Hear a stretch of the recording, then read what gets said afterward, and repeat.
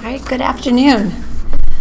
My name is Diana Waring. I'm the director of the Interior Museum, and it's my pleasure to have you here this afternoon for our latest installment of our monthly lecture series.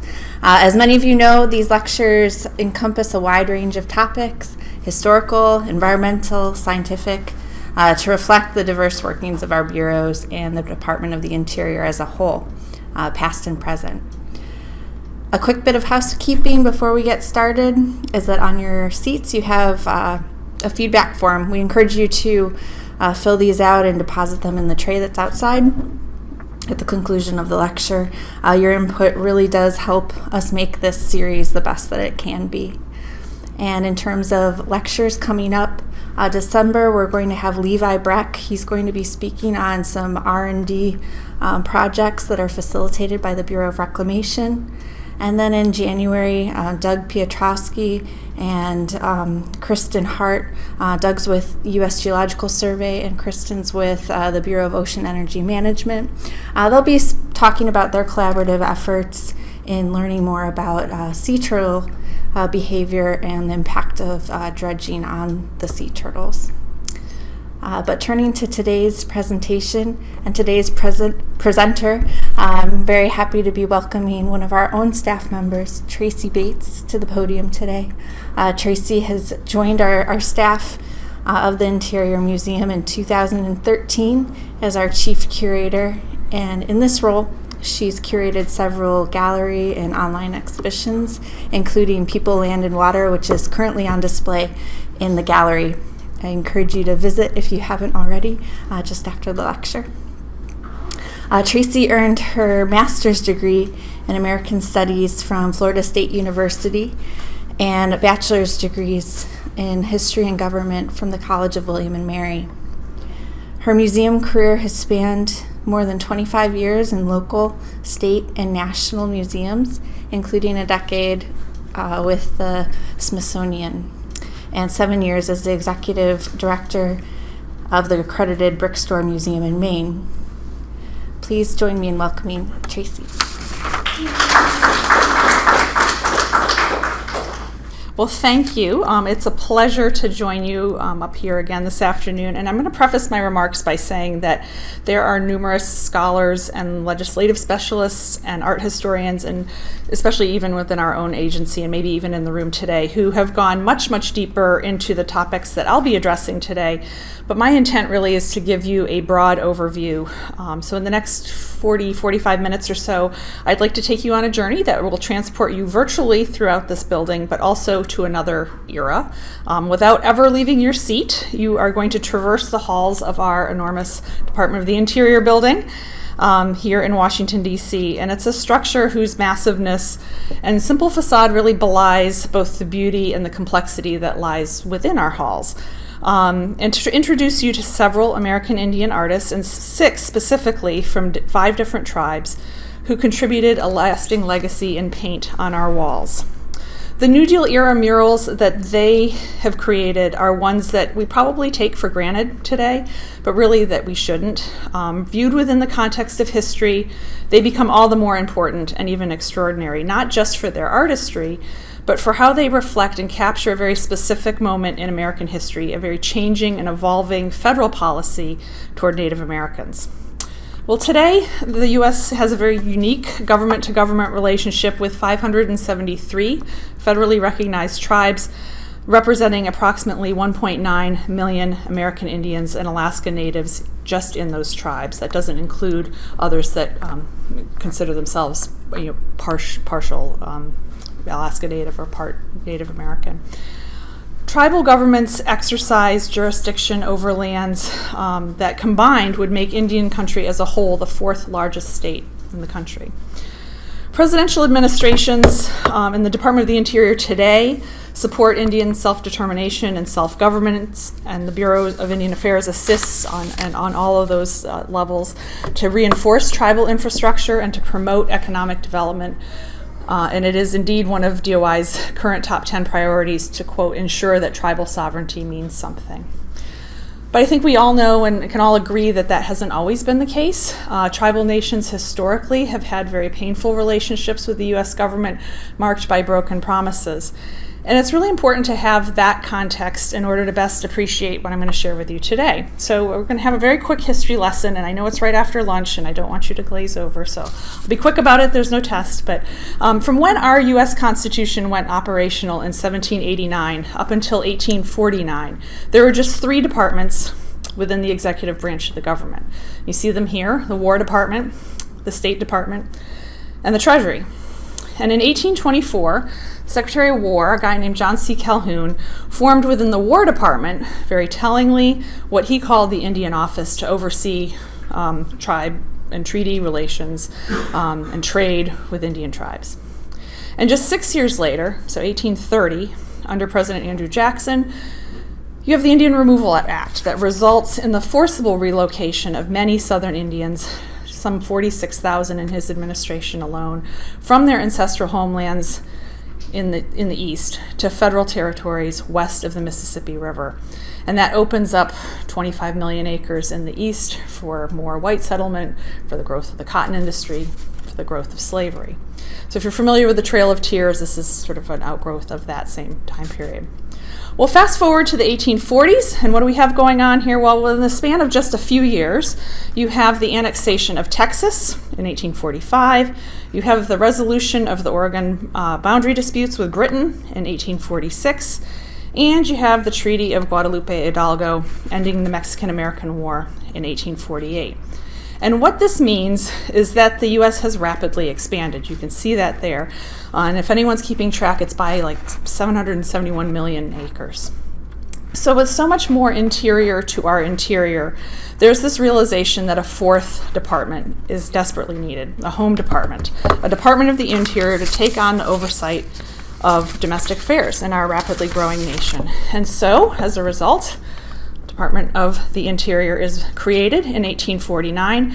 And of course, this gives the perfect opportunity for these pre-existing 3 departments to kind of reorganize and hand off what is no longer it's outside of their scope. So remember the Indian Affairs Office? Well, they get transferred from the War Department over to Interior. And it makes our Bureau of Indian Affairs the oldest bureau as created, not merged into something else over time. So it's the oldest one as conceived at Interior, predating the department itself. Well, moving right along, I also want to impart 3 pieces of key legislation that lead up to and create the environment that our Native American artists are going to be working in this building once they get to the 1930s. So in that regard, you have the Dawes Act, the Indian Citizenship Act, and the Indian Reorganization Act that all play very key supporting roles. They're all very nuanced, and I'm going to probably err on the side of kind of oversimplifying for the sake of time and kind of to make my point, but we're going to dive into a little legislative history here. 1887, the Dawes Act, it's sometimes referred to as the General Allotment Act or the Severalty Act. It was signed by Grover Cleveland, president at the time, and was implemented under our Interior Secretary, Lucius Lamar. And this act makes it federal policy to assimilate Indigenous Americans, specifically to an agrarian lifestyle and culture that was foreign to many of them. They were provided with individual allotments of tribal land, essentially for homesteading and farming. And the remainder of that tribal land was open to non-Indian settlers and also for the construction of railroads. All told, it effectively removed 90 million acres of Indian land from tribal control. And that act further undercuts tribal sovereignty and suppresses tribal culture by establishing these militaristic-style boarding schools for Indian youth, separating children from their parents and their families at a very early age and often for years at a time, often making it taboo for them to speak their native languages, shamed them for practicing traditional ceremonies, for wearing native dress, or even native hairstyles. And not surprisingly, these actions cumulatively have a very long-lasting effect and long-lasting ramifications on Indian relations.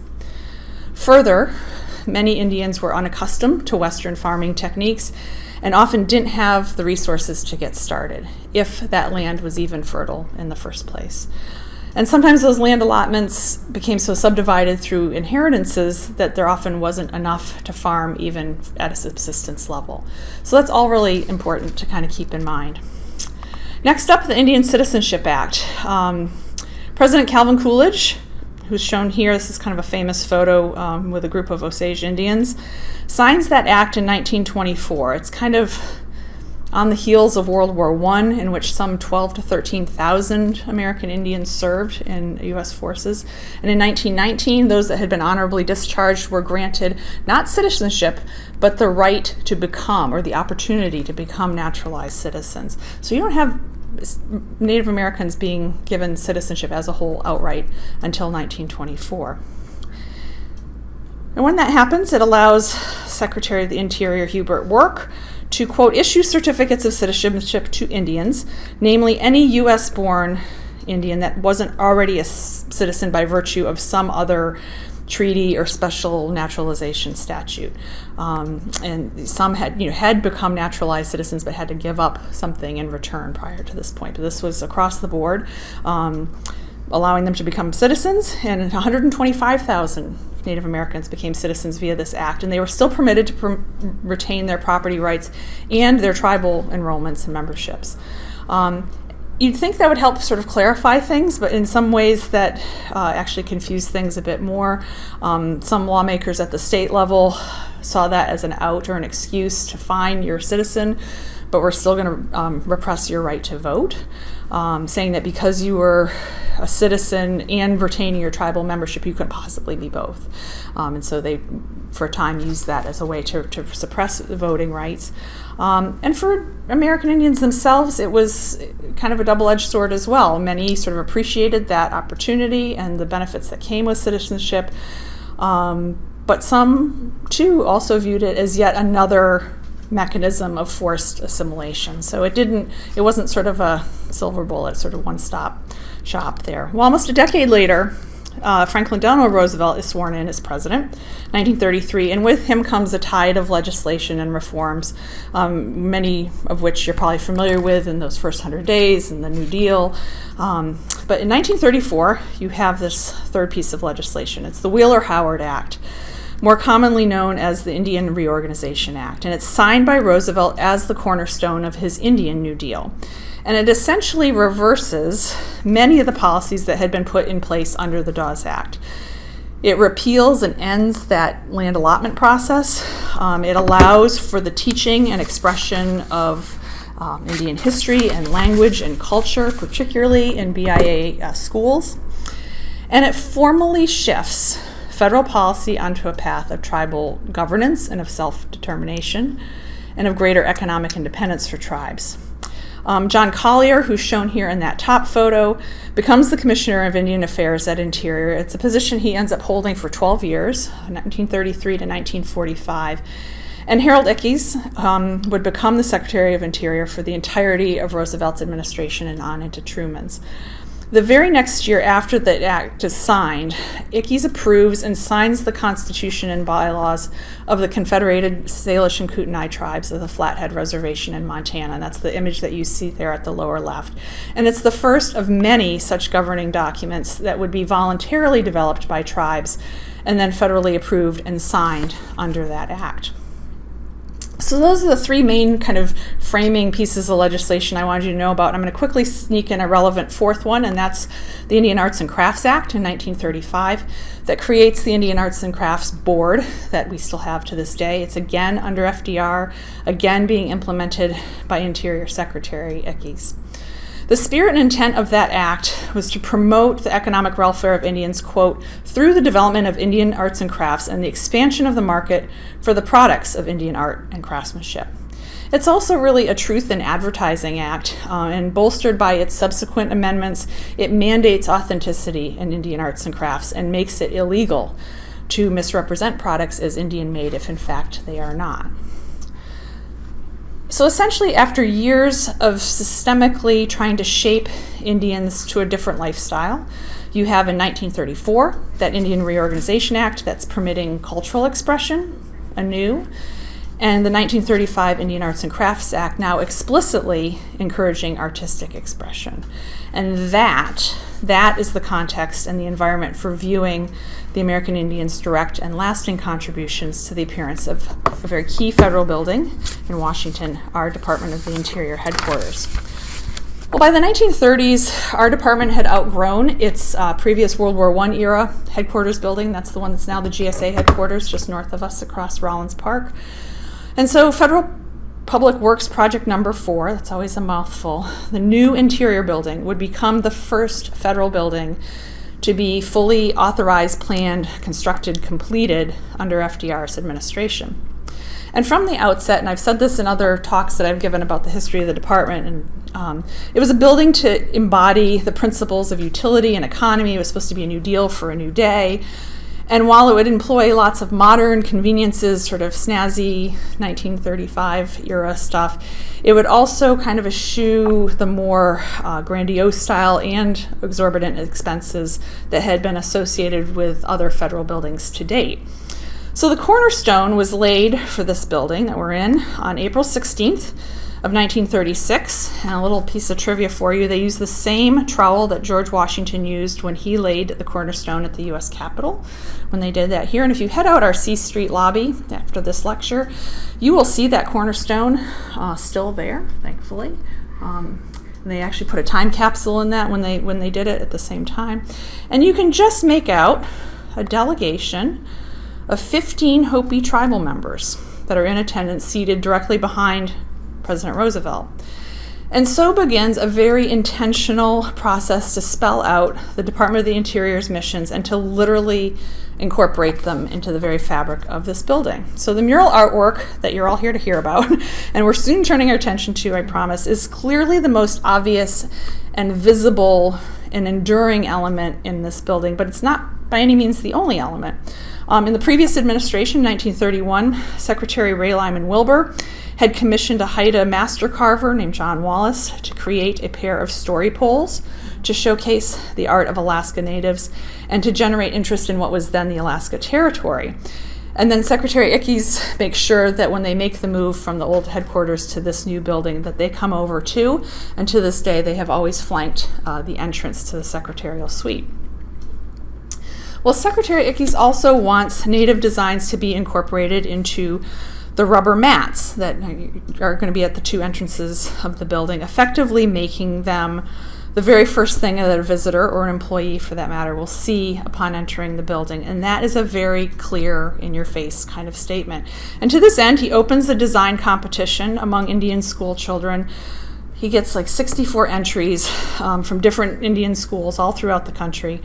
And he ultimately selects 9 different designs representing 8 different tribes: the Sioux, the Blackfeet, Chippewa, Seneca, Cheyenne, Kickapoo, Cherokee, and Potawatomi. And then the American Mat Company produces them for the lobby entrances and even signs a licensing agreement with each of the kids that had done the design, so they would get $1 a piece for each subsequent mat sold. Sadly, these mats are no longer still in existence, but thankfully, because of the Historic Building Survey, we have the photos of them. And then you have the Department of the Interior Museum, which is near and dear to my heart, on the first floor. It's original, as you know, to this new headquarters building. And there's a niche devoted to the work of each of the department's bureaus. And for the Indian Affairs section, which is heralded, people, the museum-going community in Washington had never seen anything like this. It is incredibly popular. And they created for that specifically 5 zinc silhouettes depicting different tribes, 2 highly detailed dioramas depicting the historic trading post at Fort Union, South Dakota, and also a contemporary to the 1930s view of Window Rock, capital of the Navajo Nation. There are tons of different maps and didactic materials explaining the work of the Bureau of Indian Affairs, and there are also 2 exquisite collections of Indian basketry, ceramics, and textiles that were acquired specifically for the museum from 2 different California-based collectors in 1936 and then in 1940. To form pretty much some of the core of our collections today. And many of these pieces get displayed not only in the museum, but and next time you go up the grand staircase on the first and second floors, there are now covered over, but there are shallow niches around the stairwells, and many of those pieces were displayed there as well.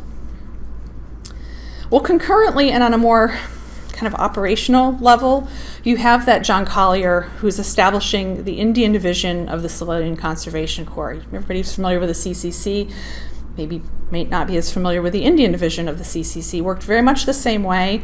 There was no age limit. They didn't have to live in the camps, and they could do extra work for extra pay. So that was how it was different. But it put a total of approximately 80,000 Native American men onto public works and infrastructure projects throughout the country. And from 1933 to 1945, Collier also publishes a bulletin twice a month called Indians at Work. It starts out its life as kind of the emergency conservation news sheet, and it has articles and editorials and reports primarily about those public works projects. But pretty quickly it actually changes, and like about a year into it, it becomes more of a, quote, news sheet for Indians in the Indian Service. And it's increasingly filled with examples of Native craft and cover artwork done by Native artists. And in the early 1940s, again under Collier's direction, the Indian Service starts publishing a series of early readers. And some of them are here for you to look at afterwards. They're primers for use in the Indian schools, and they're actually printed by the students as part of vocational training. The text is bilingual, English Hopi, English Sioux, English Navajo, and then they're illustrated by an artist from that tribe. So you'll see there that the Hopi Third Mesa artist Charles Laloma does Little Hopahaya, Navajo artist Hoke Denisotse does the Little Herder series, and so on. So essentially you have a whole new canon of indigenous artists and illustrators being introduced to at least some segment of the American public at this time period. And perhaps none so much so as the 6 Native artists that are selected to commissioned to paint 2,200 square feet of murals in our new headquarters. So 1%, $127,000 of the building's construction budget was devoted to artwork for this building. Most of the artists for the building were selected by the Treasury section of the Fine Arts with input from a committee, and Secretary Ickes was very much a leading voice on that committee. The resulting, and I'm calling it 55 murals. If you look at some other publications, they kind of group ones by the same artist as one, but there's actually 55 distinct vignettes in the building. So the resulting 55 murals and sculptures by 25 different artists therefore represent the greatest quantity of New Deal era artwork in any federal building, and it's the second most in terms of the number of different artists represented. If any of you have ever taken our murals tours of the building, we can and do talk about all the murals as part of those tours. We do somewhere around 175 to 200 of those tours annually. So I'm not going to get into that, but suffice it to say that those murals as a whole kind of represent a whole wide range of diverse themes across the department. Mineral resource extraction, parklands, dam construction, reclamation, grazing, and so many more. And it's really a time capsule of what is important to the department in the 1930s.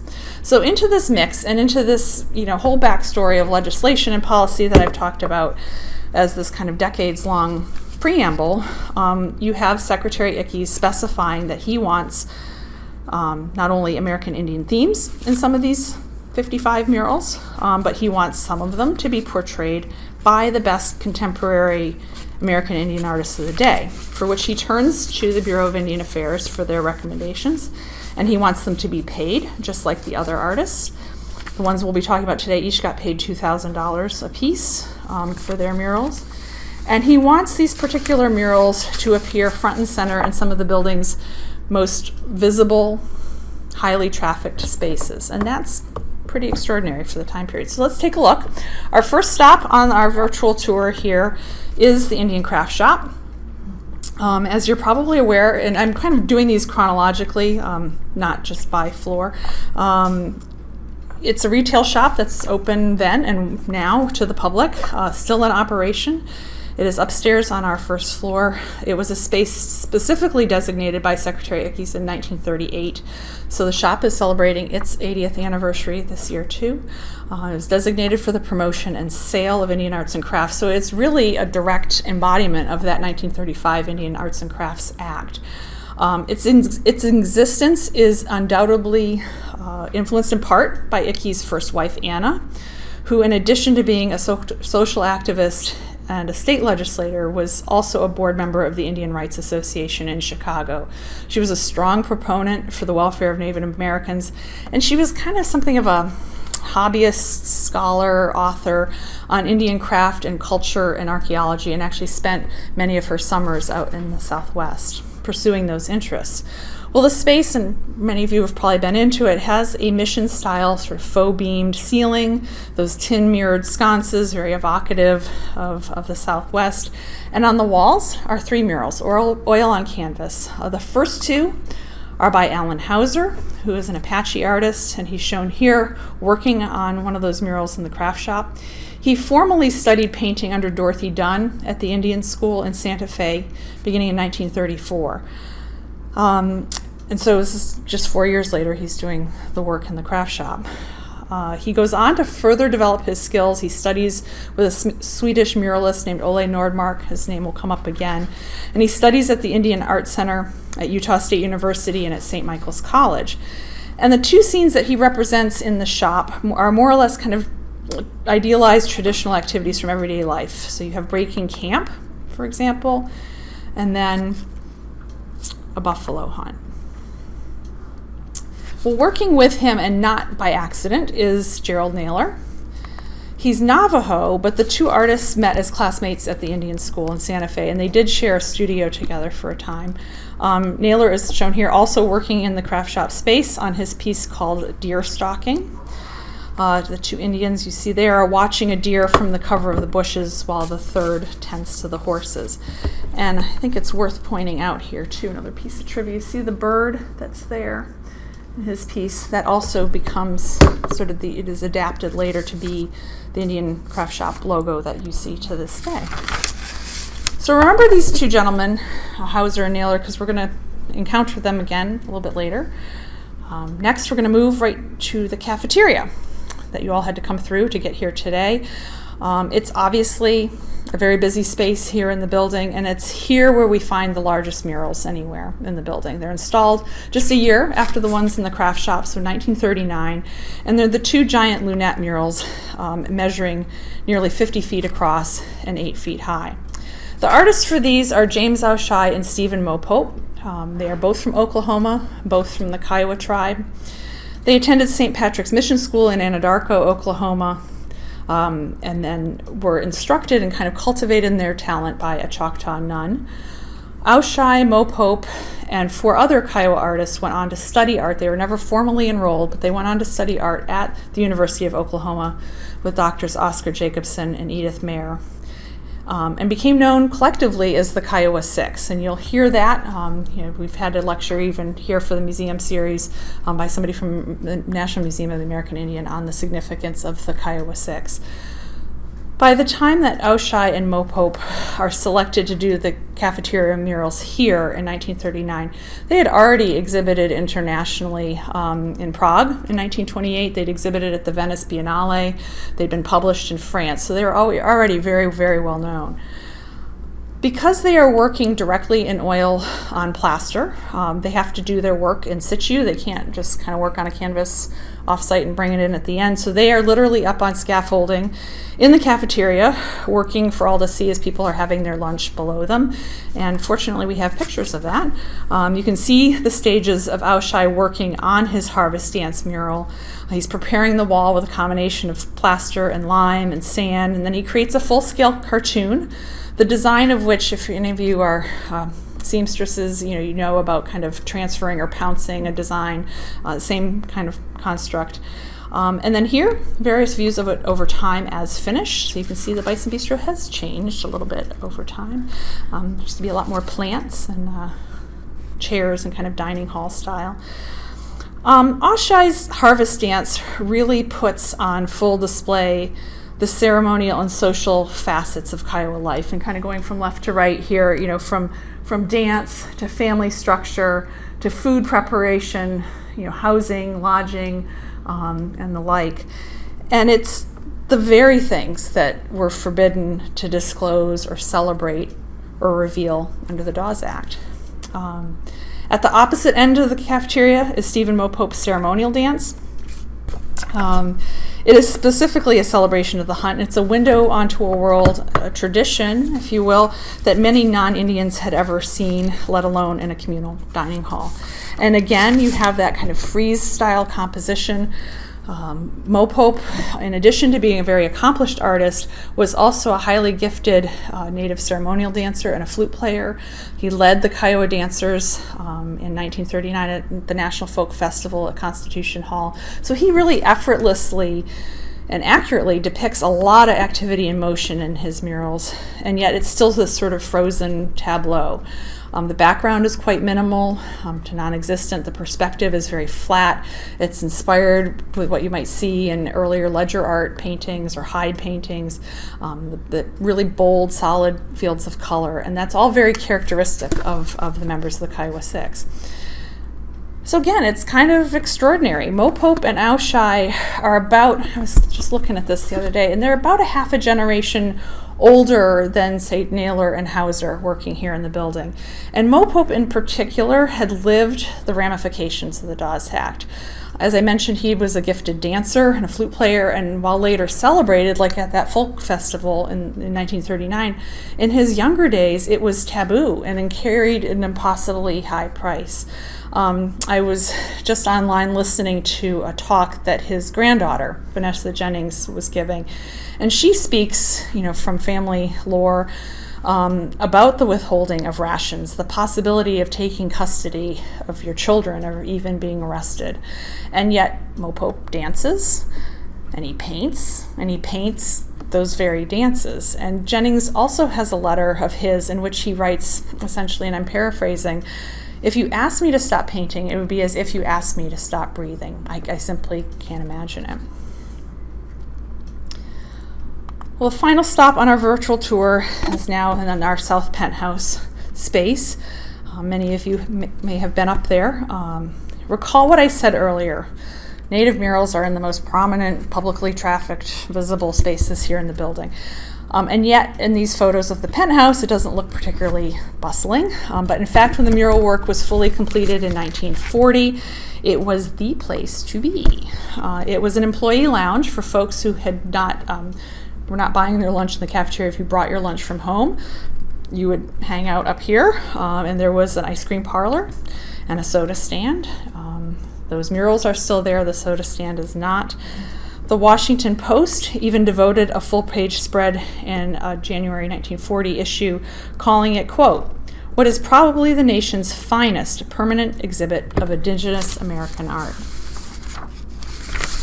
Well, for those of you who've been up there, you know that it's a very immersive experience. We like to start, if possible, our public tours up there because you are literally surrounded by the work of 4 very different Native artists. 2 you'll recognize from the craft shop murals on the first floor, Alan Hauser and Gerald Naylor. They were invited back to work in the penthouse's central space, so the big open part of the room. And so we'll start with them. In the year or so since they had completed the craft shop murals, Hauser had gone on to gain further recognition by being at the 1939 New York World's Fair and also at the Golden Gate Exposition.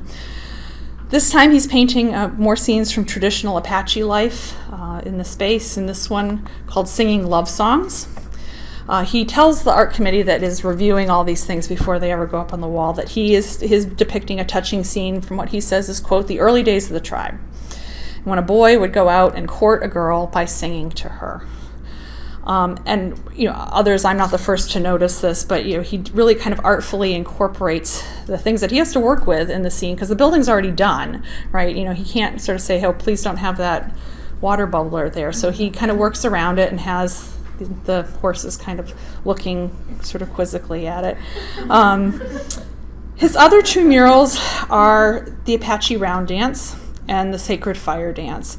And again, it's a peek into a dance that's sacred to the tribe. My understanding is mostly used for healing the sick and bringing rain and a good harvest. And it shows the men's roles there on the right, but also the woman's corollary with the round dance and the serving you see down there of the boiled beef and the Indian bread. Another interesting tidbit on Hauser is that 3 decades later he has another piece here in the building. Anybody give a guess where it might be? It's the official secretarial portrait of Stewart Udall, and he's the only Native artist that has done a secretarial portrait at Interior to date. That's up on the 6th floor, so kind of coming full circle. And that same image was used to create the relief plaque that's in the C Street lobby from when the building was renamed in 2010 for Udall. Well, continuing on, you have Gerald Naylor. He also returns, and he continues with doing more Navajo scenes in the penthouse. And like with deer stalking from the craft shop, he has another hunting scene here called Hunting Ground, into which he incorporates, I'll try to show you here, the Navajo sun and cloud symbols that you also see in sand paintings from the Navajo. And again, you have that kind of like Hauser, he has these little skunks kind of checking out this light switch that he had to paint around. And then two more personal look-ins on domestic life. On the left is what's called initiation ceremony. It's a 9-day healing ceremony where 1 day is set aside for initiating children who haven't participated in it before and kind of acclimating that for them. And on the right are 3 women preparing yarn for a Navajo, weaving a Navajo textile. I have never seen this, but several people have told me that there is an earlier paper draft of this scene, I believe in the collection in another archives institution, that includes a tourist looking to purchase that textile. And that was changed, that never made it into the final on-the-wall piece. So it's just the 3 Native women instead, but it kind of explains why they're sort of looking off in the distance. And if it had been included, would have been another sort of direct reference to that 1935 Indian Arts and Crafts Act. Well, Naylor went on from this commission to complete murals in the early 1940s at Mesa Verde National Park, and he also did murals for the Navajo Tribal Council building in Window Rock, the Navajo capital. He also did some illustration work for those Indian Affairs primers, storybooks I told you about earlier. He works with Alan Hauser on one as well. Today, unfortunately, his work is quite rare because there just isn't as much of it. He died very, very young at age 36 in 1952, and so his work is unfortunately, there's not much of it. The third artist represented in the penthouse space is Woody Crumbo. He's a Potawatomi artist from Oklahoma whose work fills that southern alcove, the space. He studied art at Wichita University and Oklahoma University, and at the time of doing this mural, he was also serving as the director of art at Bacone College in Muskogee, Oklahoma. He would go on to serve as an advisor for the Gilcrease Museum and help them shape their Native art collections. And he became successively the curator, the assistant director, and then the director of the El Paso Museum of Art in Texas. His work is highly stylized. Like some of the other artists, he portrays horses on the plains, as well as his own rendition of a buffalo hunt. He includes many sort of decorative motifs that are almost stencil-like, and that gets back to that Ole Nordmark I told you about earlier. He studied with that Swedish muralist like Hauser and Naylor, and kind of moved later in his career to doing a lot of silk screening. So you sort of see that sort of geometric, decorative kind of motifs, and it allowed him to become very successful in reproducing his art for the masses because of that. He was also a flute player, and so you see in some of these other panels, you see the flute player, you see a couple, you see the peyote bird being a symbol of the renewal of life. You see more wildlife, a deer and a fawn. Later in his career, those become more fantastical. He does a series where the deer are blue, and you're very evocative, sort of fantastical. He goes on to produce a stained glass window for Bacone College, which sadly no longer exists. There was a fire there that destroyed it. And he also does a mural for the Nowata, Oklahoma post office called Rainbow Trail. Finally, we have Lino Herrera. He's a Zia Pueblo artist, and his work really activates that northern niche, that northern alcove of the penthouse space. He employs a very, very different sense of perspective than the other artists that you see up there, both here in Buffalo Dance and then again in Buffalo Chase, such that you just feel like those bison are coming right at you, that you are enveloped by that action. He was known for depicting aspects of Pueblo life, and these panels are actually very useful and instructive in showing us clothing styles, as well as the designs on the ollas and the water jugs. His mother was an accomplished potter, and so he was particularly well acquainted with those details. And he also gives us a glimpse at Pueblo symbolism and ceremonial dances, like this corn dance. This is in what would have been the soda pop ice cream parlor space. Something for which he sometimes actually faced criticism from his own tribe. They felt sometimes that he was pulling back the curtain a bit too much on traditions. But we're very fortunate to have those in the space. So in painting these murals, these 6 Native artists from 5 different tribes are being called upon at a very unique moment in American history. Federal policy towards American Indians is officially and undeniably changing in the mid-1930s. It's a work in progress, but it's a directive that's visibly being played out, not just in practice, but on the walls. And how each Native artist responded to that is really pretty instructive. You need to put yourself in their shoes.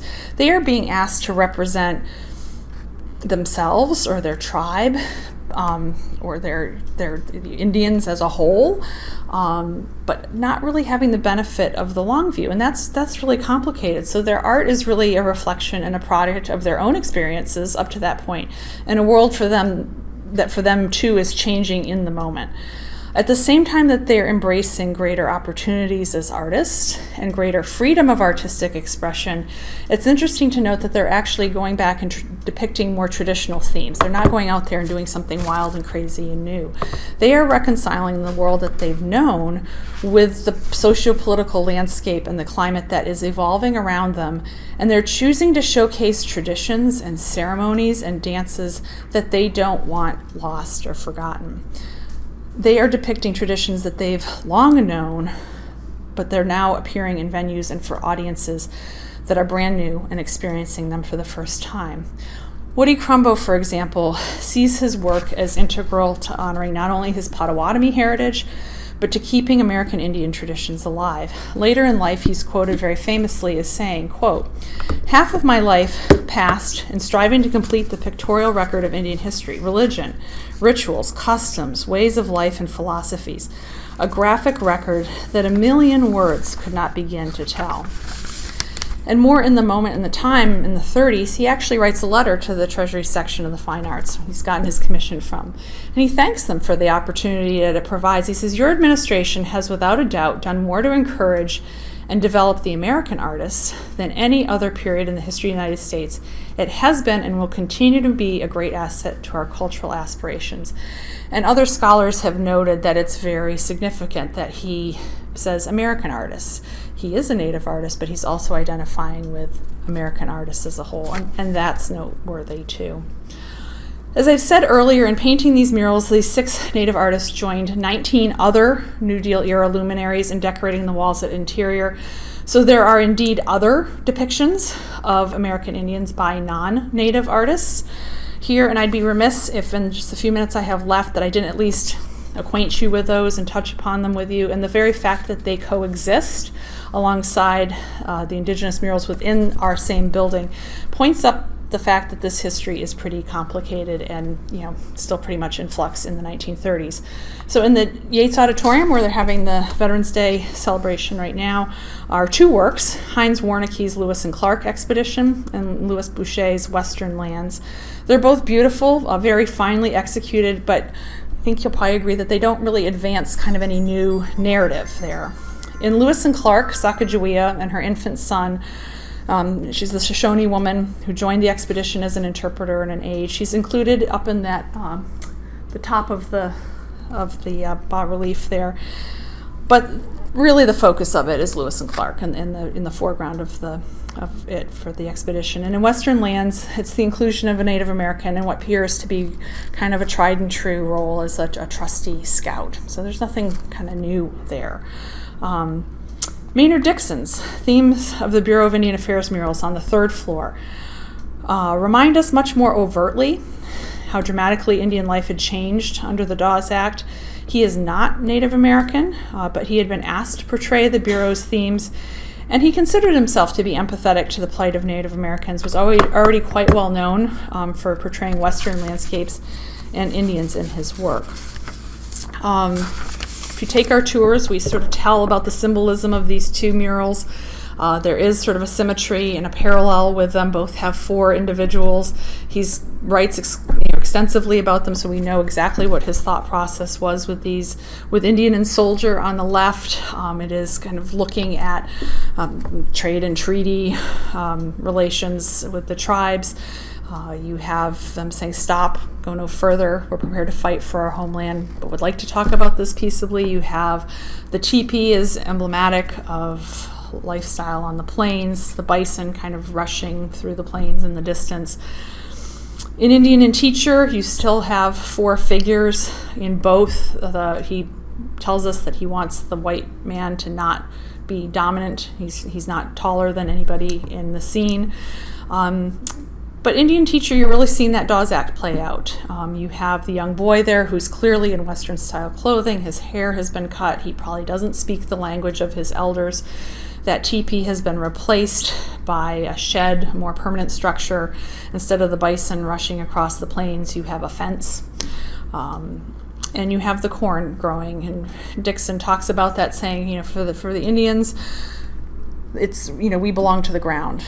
For the government, as the ground belongs to us. And so, he has the corn and the sort of that dichotomy happening there with which corn is growing better, with the gentleman there on the left, but also, saying that, we just need one good ear of corn. But it kind of points up again some of those homesteading issues, issues of land allotment that we talked about earlier. So it's kind of coming full circle to how we began.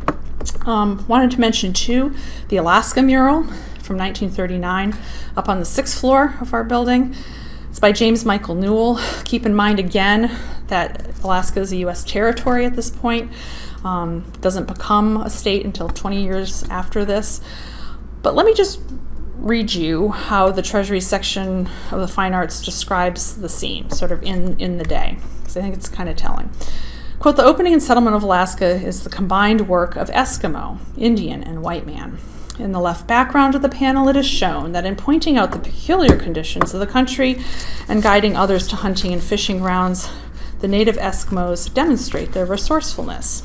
On the right, it can be seen that it is in the interest of the white people to educate and instruct the natives along conservation lines, and also to populate certain lands and develop them agriculturally. In the right foreground is shown the government activity of restocking to preserve a vital fishing industry. Mines, another rich Alaska industry, is represented in the foreground by the well-known figure of the prospector panning for gold. The central group is a family being welcomed to the territory by the government. It's a symbol of the pioneering spirit which makes possible the developing of any land. The background landscape suggests the beauty and dignity of this northern land of the midnight sun. So you have that. And finally, you have John Stewart Curry's mural on the 5th floor, which is actually notable for, I think, the absence of Indians altogether. Why is that significant? Well, he's painting it in 1939, but he's showing and depicting what was a mainstream heralded event from 1889, so 2 years after the Dawes Act, when settlers are going out under the auspices of the Homestead Act to claim former Indian territory. So Rush for the Oklahoma Lands shows a precise moment in time, high noon in 1889, and the opening of Guthrie, Oklahoma, former Indian territory, and there is not an Indian to be seen. So you have proudly held traditions of Native Americans portrayed by indigenous artists. You have non-native views of, and I'm putting this in quotes, Indianness, and you have murals where Indians have been written or left out of the story altogether, and they're all under the same roof. It's a jumble that's really sorting itself out in real time in the 1930s, so our murals are indeed very progressive in some ways, and yet not so much in others. So to wrap up, I want to tell you that I would very much appreciate you taking this journey with me this afternoon. I hope I've introduced you to one or more Native artists that you'd like to delve into and explore a little bit further. I also hope you've come away with a greater understanding of what was happening in the 1930s. It's complicated, right? And I finally hope that I've given you a little more insight so that you can better appreciate these murals as you go about your business through the building. And of course, I invite you to come back and take one of our Murals Tours where you can see them all. And for more information, there's that link there, but there's also the murals postcards as you leave with your feedback forms today. So thanks very much. I also invite you to, we have some note cards of the Maynard Dixon mural that you're invited to take. Please leave the books. Those are part of our reference materials, but invite you to take a note card, and happy to take any questions.